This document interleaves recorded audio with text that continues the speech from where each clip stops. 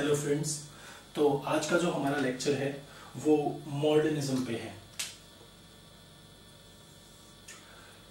Actually मैं literary theory से start करना चाहता था, लेकिन लिटरेरी थ्योरी से पहले हमें ये पता लगाना ज़रूरी है कि जो लिटरेरी थ्योरीज हैं उनका ओरिजिन कहाँ से है। जो लिटरेरी थ्योरीज जो 20th सेंचुरी जो लिटरेरी थ्योरीज हैं उनका जो ओरिजिन है वो कहाँ से है। तो सबसे पहले हम बात करेंगे मॉडर्निज्म की। तो जो मॉडर्निज्म है ये कहीं ना कहीं एक रेडिकल मूवमेंट था। क्या था? रेडिकल मूवमेंट था।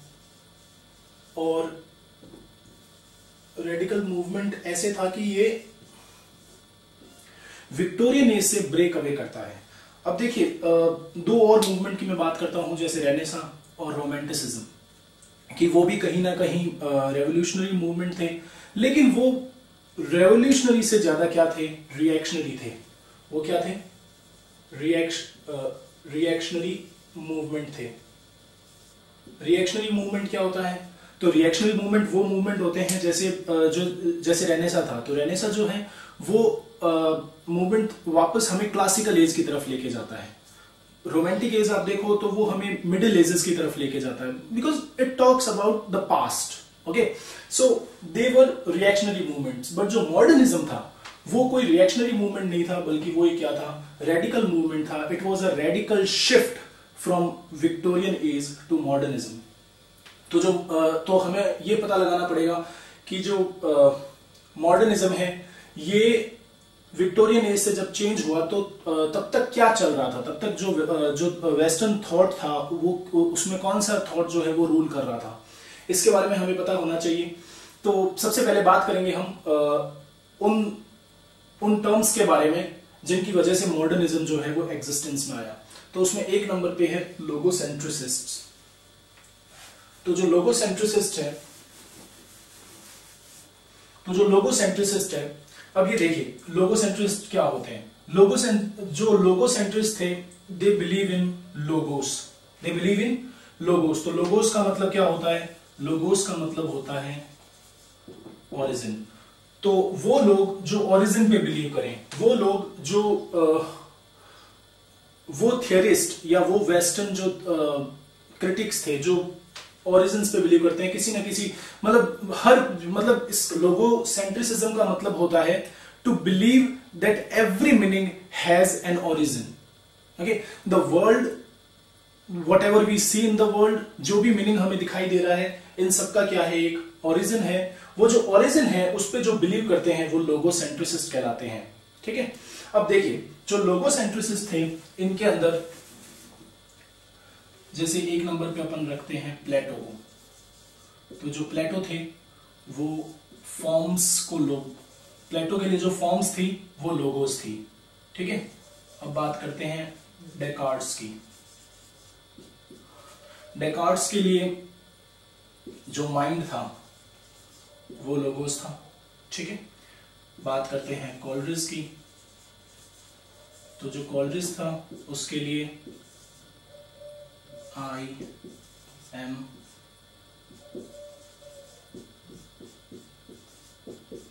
दैट आई एम, ये उनके लिए लोगोस था। अगर हम बात करें कांट की तो उनके लिए सेल्फ जो था वो लोगोस था। तो किसी न किसी तरीके से जो वेस्टर्न मेटाफिजिक्स थे, जो वेस्टर्न जो थॉट थी, वो कहीं ना कहीं लोगोस के चारों तरफ मतलब सेंटर थी। और कहीं ना कहीं हर जो थियरिस्ट था उसमें वो किसी न किसी एक लोगोस पे बिलीव करता था। जैसे प्लेटो फॉर्म्स पे करते थे, डेकार्ट माइंड पे करते थे, कोलरिज जो है वो आई एम पे करते थे, और कांट जो है वो सेल्फ पे करते थे। तो इस तरीके से हमें ये समझ में आता है कि जब तक विक्टोरियन एज तक जो लोगोसेंट्रिसिस्ट थे, जो जैसे प्लेटो, डेकार्ट, कोलरिज, कांट, ये पूरी हिस्ट्री ऑफ मेटाफिजिक्स आप देखेंगे तो ये पूरा का पूरा जो वेस्टर्न हिस्ट्री ऑफ मेटाफिजिक्स है ये लोगोसेंट्रिक है। ठीक है, वो कहीं ना कहीं जो मीनिंग है उसको किसी ना किसी एक लोगोस से जोड़ने की कोशिश करते हैं, किसी ना किसी एक ओरिजिन से जोड़ने की कोशिश करते हैं, जिसको लोगोसेंट्रिस्ट कहते हैं, जिनको सेंट्रिसिस्ट कहते हैं। अब देखिए जो लोगोस है या जो लोगोसेंट्रिसिज्म है ये आता कहां से है? जो लोगोसेंट्रिसिज्म है ये क्रिएट होता है बाइनरी से।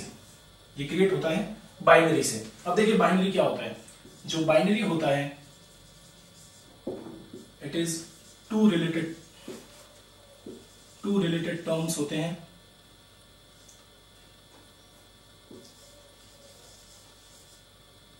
टू रिलेटेड टर्म्स, ओके, जिसमें एक सुपीरियर होता है और एक इंफीरियर। ठीक है, तो एक को सुपीरियर माना जाता है और एक को इंफीरियर माना जाता है। बाइनरी में टू रिलेटेड टर्म्स होते हैं, एक को सुपीरियर और एक को इंफीरियर माना जाता है। जो सुपीरियर होता है वो लोगोस के करीब होता है।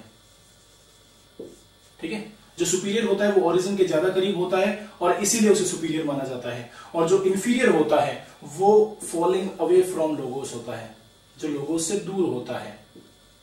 ठीक है, फॉलिंग अवे फ्रॉम लोगोस, ये लोगोस से दूर जा रहा होता है, इसलिए इसको इंफीरियर मानते हैं। और इंफीरियर इन द सेंस की superior is preferred over inferior.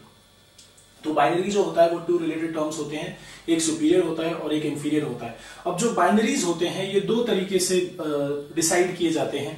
देखिए, एक तरीका होता है वर्टिकल, ठीक है, जिसमें सुपीरियर ऊपर होता है और इंफीरियर जो होता है वो नीचे होता है। ये जो तरीका है ये तो कहलाता है वर्टिकल। ठीक है, ये वर्टिकल तरीका है। और एक होता है हॉरिजॉन्टल, जिसके अंदर एक सेंटर होता है,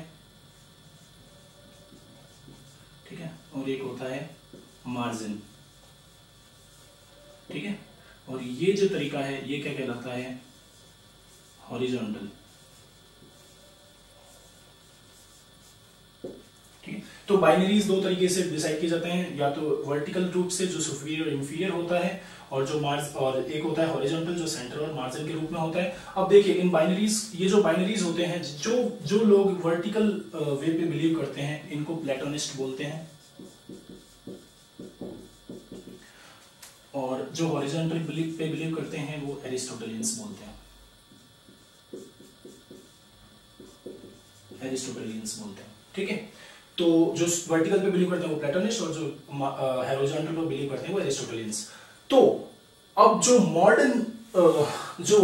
मॉडर्निज्म के जो जिनके बारे में बात करने वाला हूं, फोर फादर्स ऑफ मॉडर्निज्म, इन्होंने क्या किया, ये जो बाइनरीज थी जिसमें किसी को सुपीरियर और किसी को इंफीरियर माना जा रहा था, या किसी को सेंटर और किसी को मार्जिन पे माना जा रहा था, उन्होंने क्या किया कि जो वर्टिकल था उसको तो क्या कर दिया, फ्लिप। ठीक है, और मार्जिन और जो सेंटर और मार्जिन था उसको क्या कर दिया, इन्वर्ट, या फिर हम कह सकते हैं डिसेंटर। ठीक है, तो या तो उन्होंने इसको इन्वर्ट कर दिया या डिसेंटर कर दिया, और जो वर्टिकल था उसको फ्लिप कर दिया, मतलब जो इंफीरियर को ऊपर ले गए, सुपीरियर को नीचे लेके आ गए। तो ये फोर फादर्स कौन थे मॉडर्निज्म के, और इन्होंने किस तरीके से मॉडर्निज्म को इंस्पायर किया, मॉडर्निज्म की शुरुआत की, अब उसके बारे में हम बात करेंगे। तो पहले अपन बात करेंगे ये जो फोर फादर्स ऑफ मॉडर्निज्म हैं इनके बारे में एक एक करके। तो सबसे पहले हम बात करेंगे फ्रॉइड के बारे में। फ्रॉइड के बारे में, अब जो फ्रॉइड थे वो बिलीव करते थे, फ्रॉइड से पहले तक सेंटर में कॉन्शियसनेस थी और मार्जिन पे क्या थी, अनकॉन्शियस।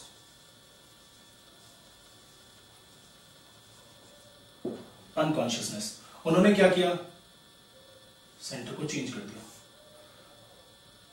जो अनकॉन्शियसनेस है वो तो यहां चली गई और अनकॉन्शियस सेंटर में आ गई। पहले ये विश्वास, पहले जो जब तक फ्रॉइड नहीं आए थे तब तक ये माना जाता था कि जो अनकॉन्शियस है वो तो क्रिएशनल है, ठीक है, और रियल जो है वो कॉन्शियसनेस है। लेकिन जैसे ही फ्रॉइड आया उन्होंने कहा कि नहीं, जो अनकॉन्शियस है वो रियल है, और उसी से जो कॉन्शियसनेस है, जो कॉन्शियसनेस है हमारी वो क्रिएट होती है। तो जो कॉन्शियसनेस है वो क्रिएशनल हो गई और अनकॉन्शियसनेस जो है वो हमारी रियल हो गई। तो सबसे पहला तो इन्होंने क्या किया, डिसेंटर कर दिया, किसको, कॉन्शियसनेस को और अनकॉन्शियसनेस को। अनकॉन्शियसनेस को सेंटर में ले आए और कॉन्शियसनेस को मार्जिन पे लेके चले गए। ठीक है, पहला तो ये। दूसरा इन्होंने क्या किया, तो एक बार अपन लिख लेते हैं कि इन्होंने क्या किया था, कॉन्शियस टू अनकॉन्शियस। ठीक है, दूसरा इन्होंने क्या किया, दूसरा इन्होंने किया नॉर्मल टू न्यूरोसिस। क्या किया, नॉर्मल टू न्यूरोसिस।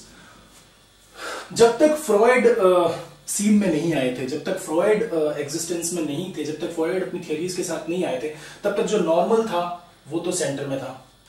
ठीक है, नॉर्मल जो था वो सेंटर में था और जो न्यूरोसिस था वो मार्जिन्स पे था। मार्जिन का मतलब जो कहते हैं ना कि फोबिया, ठीक है, किसी चीज का फोबिया होना या किसी, तो वो सब क्या था, मार्जिन पे था। और जो नॉर्मल लोग थे वो था सेंटर में। लेकिन फ्रॉइड जब आए तो उन्होंने कहा कि नहीं, the world should be viewed through neurosis. और उन्होंने जो नॉर्मल था उसको क्या कर दिया, मार्जिनलाइज्ड कर दिया। ठीक है, तो न्यूरोसिस सेंटर में आ गया, जो नॉर्मल था वो मार्जिनलाइज्ड हो गया। तो फ्रॉइड ने कहीं ना कहीं क्या किया, डिसेंटर कर दिया।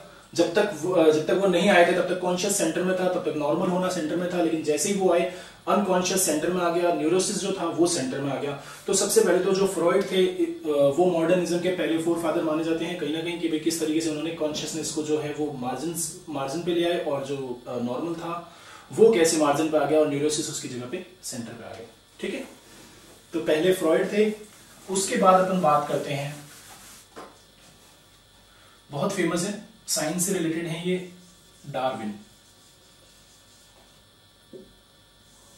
डार्विन ने क्या किया, देखिए जो बाइनरीज होता है ये हमेशा सुपीरियर और इंफीरियर चलता है, ये आपको पता है। ठीक है, तो जो डार्विन थे इन्होंने ऐसा क्या किया था कि इन्होंने कौन सी बाइनरीज थी जिनको कहीं ना कहीं इन्वर्ट कर दिया, या फिर हम कह सकते हैं कि कहीं ना कहीं फ्लिप कर दिया।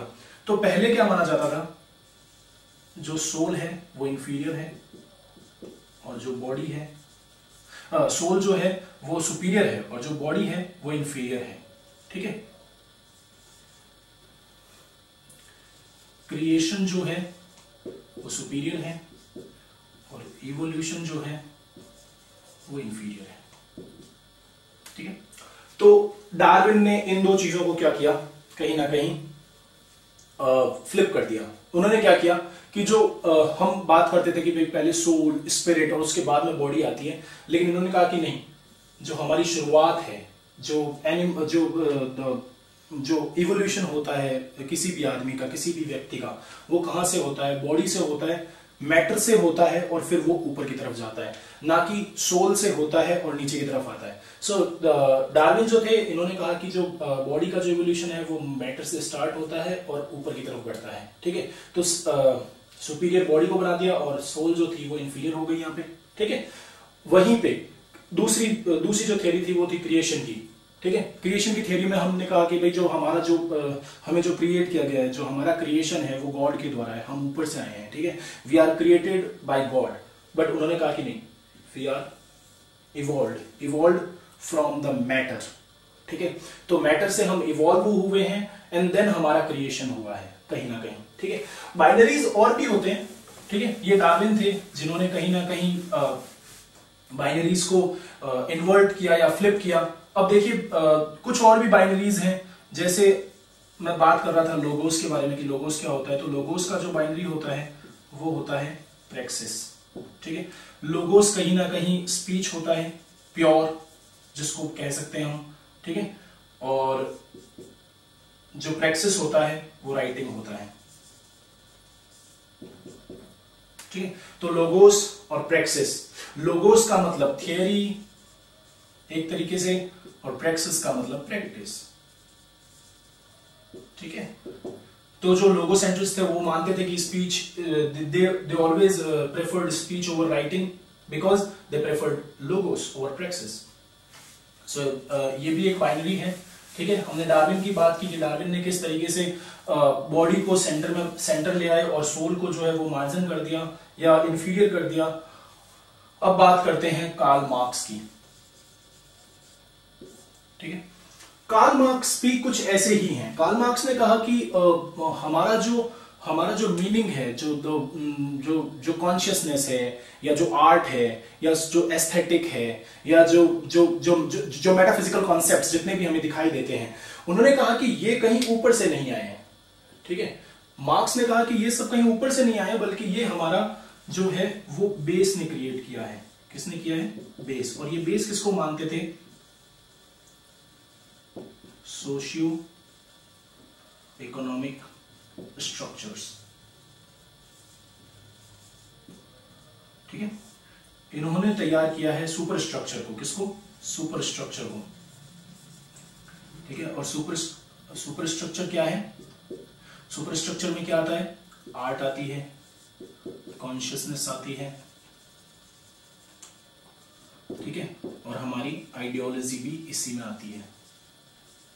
ठीक है, तो वो कहते हैं कि जितना भी जो भी हमें दिखाई देता है, जो भी हम मीनिंग जो परसीव करते हैं इस दुनिया में या इस वर्ल्ड में, ठीक है, वो सब कहीं ना कहीं सोशियो इकोनॉमिक स्ट्रक्चर्स के थ्रू, सोशियो इकोनॉमिक स्ट्रक्चर्स के थ्रू, जो कि बेस मानते हैं मार्क्स, उन्हीं के थ्रू बनता है। It has not come from upward, but it has been created by socio economic structures of the society. ठीक है, तो वो कहते हैं कि जो सोशियो इकोनॉमिक स्ट्रक्चर्स हैं, यही रीजन है कि हम जो देखते हैं आर्ट, कॉन्शियसनेस और आइडियोलॉजी, ये सब हमारे सोशियो इकोनॉमिक स्ट्रक्चर से आते हैं। तो जो लोग ये मानते हैं कि जो आर्ट है वो हायर ट्रुथ है ना, जो आर्ट है वो ट्रुथ को एक्सप्रेस करती है, तो मार्क्स कहते हैं कि वो आर्ट जो कि सोशियो पॉलिटिकल और इकोनॉमिक स्ट्रक्चर से बाहर ना आ सके, है ना, जो फ्री ना हो अपने सोशियो इकोनॉमिक और पॉलिटिकल स्ट्रक्चर से, वो कभी भी एब्सोल्यूट ट्रूथ नहीं दे सकती। ठीक है, तो कहीं ना कहीं जो मार्क्स थे, इन्होंने भी कहीं ना कहीं फ्लिप कर दिया। ठीक है, ये बात हो गई। ठीक है, अब बात करते हैं अपन मार्क्स के बाद में नीत्शे की। ठीक है,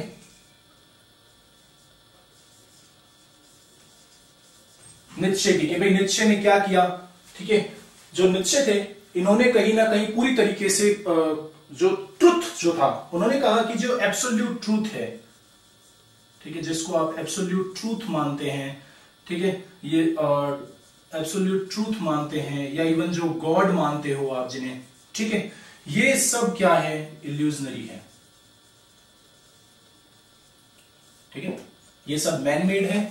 जो एब्सोल्यूट ट्रूथ आप जिसको मानते हो, या गॉड जिसको मानते हो, आप जिसको लोगोस मान रहे हो, जिसको ओरिजिन मान रहे हो, या इवन समझ लो कि जो प्लेटो के जो फॉर्म्स थे, ठीक है, या फिर डेकार्ट का जो माइंड है, even all those things they all are illusionary.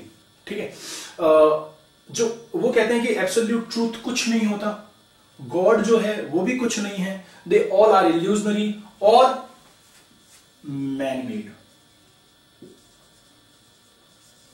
ठीक है, तो अब तक जितने भी जो सेंटर थे, जितने भी जो सेंटर बनाए गए थे वेस्टर्न मेटाफिजिक्स के फिजिशियंस के द्वारा, या फिर जो लोगो सेंट्रिसिस्ट थे उनके द्वारा, वो कहीं ना कहीं रेडिकली ब्रेक अवे होते हैं मॉडर्निज्म में। और उनके जो फोर फादर्स थे वो कौन थे? फ्रॉइड, मार्क्स, डार्विन और नीत्शे। इन्होंने कहीं ना कहीं जो लोगो सेंट्रिसिस्ट थे उनसे ब्रेक अवे करवाया मॉडर्निज्म का, और डिसेंटर किया बाइनरीज को, जो कि अब तक कहीं ना कहीं वेल एक्सेप्टेड थी। ठीक है, और कहीं ना कहीं परवेसिव थी, और कहीं ना कहीं हम मानते हैं कि बाइनरीज को फेमिनिस्ट भी कहीं ना कहीं गलत मानते हैं। फेमिनिस्ट जो है वो बाइनरीज को या फिर लोगो सेंट्रिसिस्ट को क्या मानते हैं? पेट्रियार्कल मानते हैं। जैसे आपने देखा होगा मेल फीमेल, ठीक है, जैसे आपने देखा होगा black white, western non western, rational emotional. So all these are binaries, and there is some kind of truth in them. So this is how modernism was started. These were the forefathers of modernism. Thank you so much for watching me.